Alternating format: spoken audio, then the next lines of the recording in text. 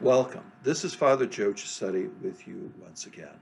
35 years ago, before I entered the seminary, part of my spiritual reading that I chose for myself was the book of Sirach, also known as the Wisdom of Ben Sirach. It's part of the wisdom tradition that we find in the Old Testament. Wisdom literature really concerns itself with what is the right thing to do, and it expresses itself almost all the time in poetic form. Now, I found some wisdom in that book of Sirach that I've tried to hold on to through the years, and certainly we've heard it at Mass. I've heard it at Mass and so forth, parts of it. But more recently, I decided to read the whole book of Sirach, start to finish, all the way through once again. And again, it's been good.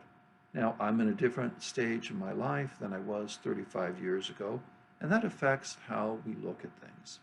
But in chapter 30, there is this line: drive resentment far away from you, for grief has killed many, and nothing is to be gained from resentment.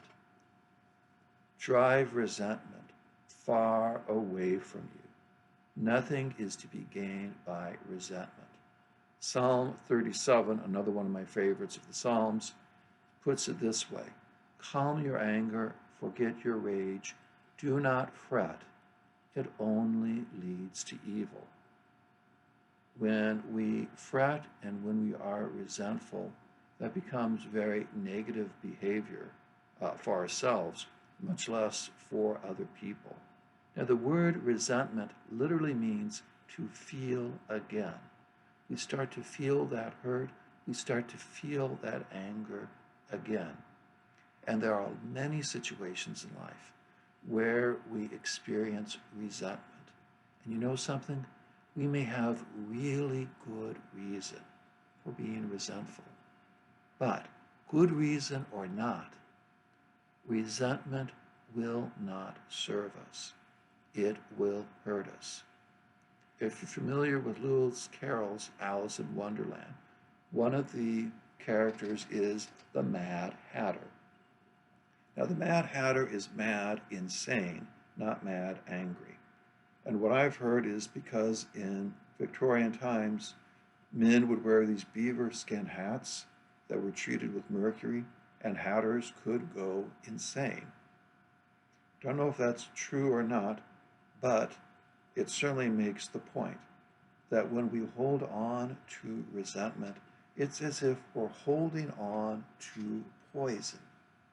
Now, that poison's not going to hurt other people, but it's going to get into our bloodstream.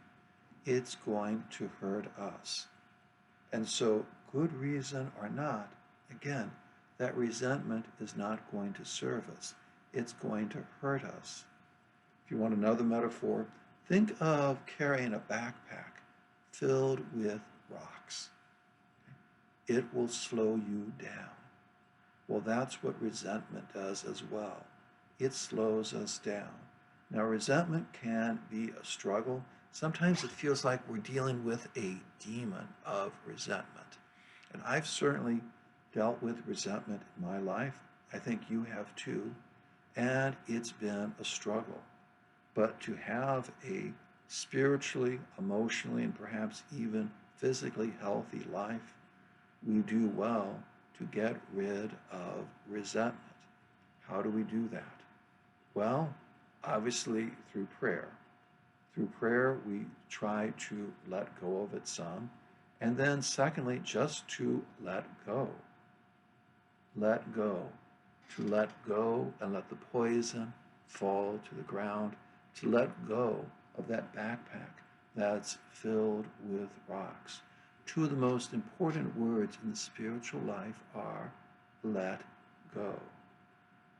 Now, two of the other most important words in the spiritual life are hold on, but that's not for today. Let go. And particularly at this time of year, I encourage people just to do a visual exercise. Take that resentment that you're holding in your hand and bring it to the foot of the cross. Leave it at the foot of the cross. Leave it there. Now, something else in struggling with resentment is we have to be patient. We have to be patient with others. We have to be patient with ourselves, because we can leave that resentment at the foot of the cross, but it can pop back into our hands. And so what do? Well, we simply gently leave it at the foot of the cross once again. Prayer, letting go, leaving it at the foot of the cross. And then there is a fourth element that's very important as well, and that is time. This really kind of goes back to patience.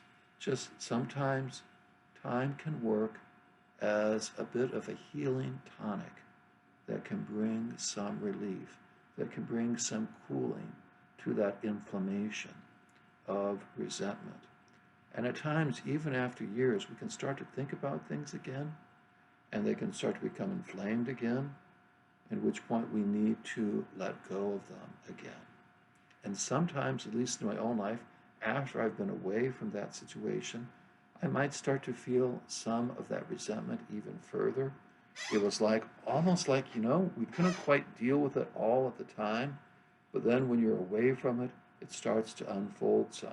Well, let it unfold, but let it continue to unfold, and let time do its tonic, and let it help as well.